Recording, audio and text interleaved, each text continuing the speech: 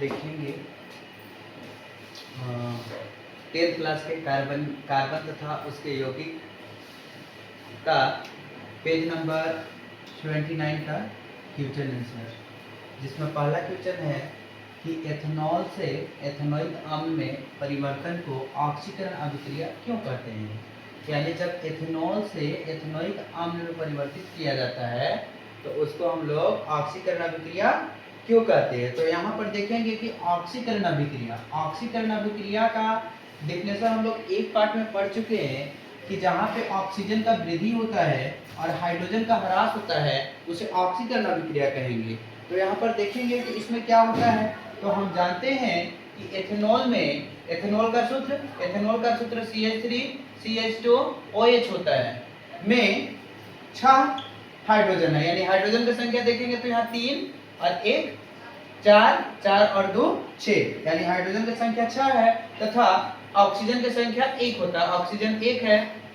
जबकि एथेनोइक अम्ल यानी CH3COOH, एथेनोइक अम्ल को बोलेंगे CH3COOH का फॉर्मूला होता है, में हाइड्रोजन की संख्या 4 होती है। इसमें हाइड्रोजन देखेंगे तो 3 और 1 4 हो गया तथा ऑक्सीजन की संख्या 2 होता है। स्पष्ट है कि एथेनोइक अम्ल में एथेनॉल से एक अधिक ऑक्सीजन तथा 2 हाइड्रोजन कम होता है, इसलिए इसे एथेनॉल से एथेनोइक अम्ल में परिवर्तित करने को ऑक्सीकरण क्रिया कहते हैं। जैसे यहाँ पर देखेंगे कि यहाँ पर ऑक्सीजन की संख्या की बात करेंगे तो ऑक्सीजन 1 है, ऑक्सीजन कितना है 1 है, और हाइड्रोजन कितना है, तो हाइड्रोजन हो गया 1 और 2 3, 3 और 3 6, हाइड्रोजन की संख्या 6 है और ऑक्सीजन की संख्या 1 है। लेकिन जब यहाँ क्षारीय पोटेशियम मैग्नीज ऑक्साइड की उपस्थिति में उष्मा के साथ जब गर्म करते हैं तो यहाँ पर हाइड्रोजन क्या है कि हाइड्रोजन का संख्या यहाँ पर इधर बढ़ जाता है। हाइड्रोजन यहाँ 1 था, यहाँ हाइड्रोजन 2 हो गया,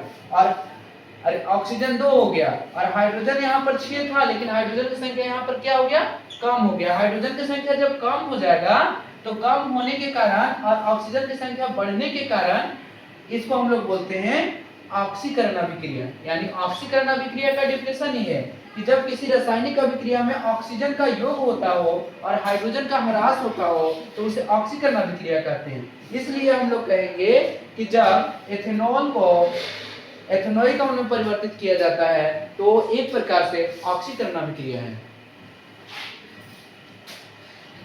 देखिए यहाँ पे दूसरा नंबर क्वेश्चन, पेज नंबर 29 का, ऑक्सीजन तथा एथाइन के मिश्रण का दहन, यानी ऑक्सीजन तथा एथाइन के मिश्रण का दहन वेल्डिंग, लोहा को जोड़ने के लिए, लोहा जहाँ लोहा को जोड़ा जाता है उसी को वेल्डिंग कहते हैं, वेल्डिंग के लिए किया जाता है। क्या आप बता सकते हैं कि एथाइन तथा वायु के मिश्रण का उपयोग क्यों नहीं किया जाता है। तो वायु के मिश्रण में बहुत सारा अन्य गैस होता है। यहाँ पर देखेंगे हम लोग कि एथाइन अति ज्वलनशील गैस है। एथाइन जो है वो बहुत ज्वलनशील गैस है, ये जलने में सबसे अक्रिय होता है।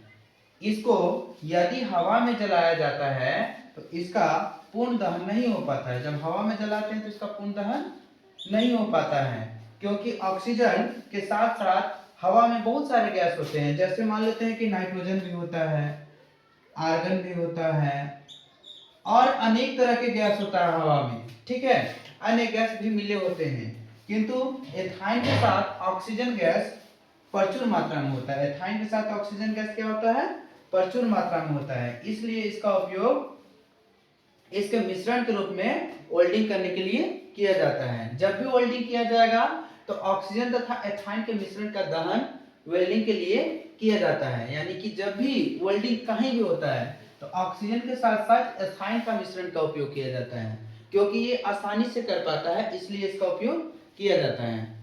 Thank you.